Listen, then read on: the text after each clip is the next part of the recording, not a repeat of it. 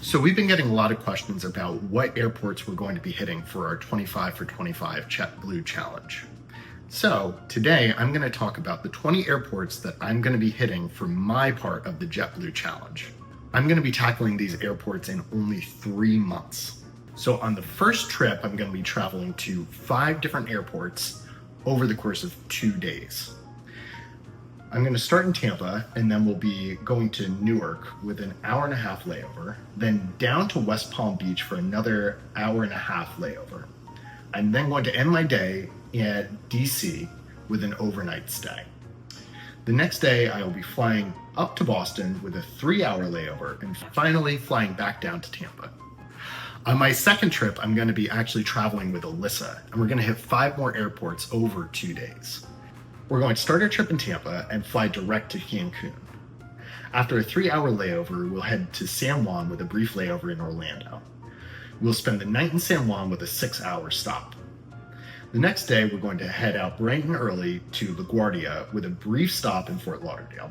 Finally, we'll be taking a taxi from LaGuardia to JFK and flying back to Tampa.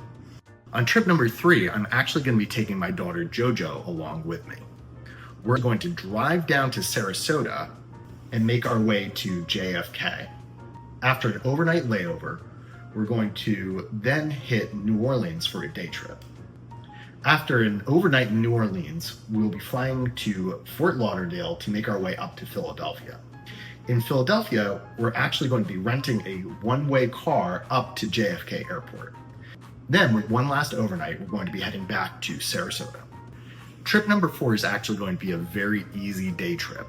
I'm going to be starting off early in the morning, flying from Tampa all the way up to Providence, Rhode Island, and then returning after barely an hour in the airport. My 5th trip is going to be a bit of a marathon. I'm going to be securing 4 more airports over just 2 days, but at this point, I'm going to be circling back a little bit. I will fly from Tampa to Westchester and spend the night. From there, I'm going to be flying from JFK to Atlanta with a morning flight, and then in the evening, I will fly back to JFK for a late night flight to Jacksonville. After an overnight layover in Jacksonville, I fly back up to JFK before making my way to Charleston for a 7-hour layover. Finally, I end the trip with a flight back to Tampa. I take my 6th and final trip as another one-way flight, but this time I'm going to Raleigh from JFK and then taking a final flight from Raleigh to Tampa.